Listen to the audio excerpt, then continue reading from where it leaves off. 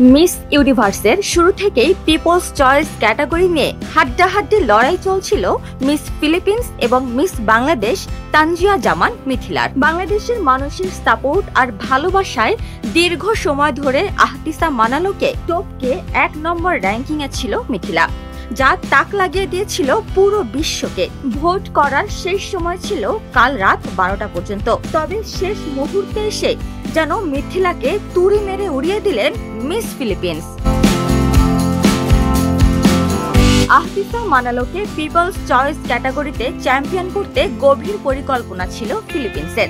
ওরা জানতো শেষ মুহূর্তে ফ্রি ভোট অপশন বন্ধ করে দেওয়া হবে, তাই ওরা টাকা খরচ করে ভোট কেনে এবং জমিয়ে রাখে। অন্যদিকে মিস ইউনিভার্সে একেবারে নতুন বাংলাদেশের ছিল না তেমন কোনো প্রস্তুতি।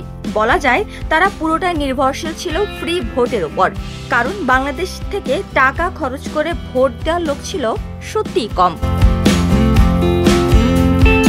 তাই শেষ মুহূর্তে একেবারে ফাঁকা মাঠ পেয়ে যায় ফিলিপিন্স।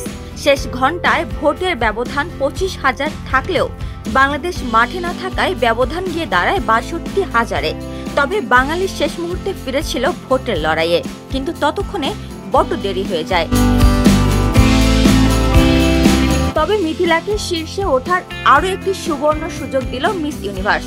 সময় বাড়ানো হয়েছে পিপলস চয়েস ক্যাটাগরিতে ভোট করার। ভোট করা যাবে আজ রাত অর্থাৎ 20 নভেম্বর রাত 11টা পর্যন্ত। মিথিলা তথা বাংলাদেশকে আবারও 1 নম্বরে তোলার শেষ সুযোগ আজই। People's choice most photogenic, best skin এবং মিস কনজেনিয়ালিটি এই 4টি ক্যাটাগরিতে ভোটের টাইম বাড়ালো মিস ইউনিভার্স। ভোট করা যাবে আজ রাত 11টা পর্যন্ত। মিথিলাকে টপ 30-তে দেখতে চাইলে বেশি বেশি ভোট করতে হবে পিপলস চয়েস ক্যাটাগরিতে, কারণ এখানে সে শীর্ষে থাকতে পারলে সরাসরি চলে যাবে টপ 30-তে। না থাকতে পারলে তখন বিবেচনা হবে তার পারফরম্যান্স। সেটা আপ টু দ্য মার্ক হলেই মিলবে টপ 30-র টিকিট। উপমা রায়, সোনালী নিউজ, ঢাকা।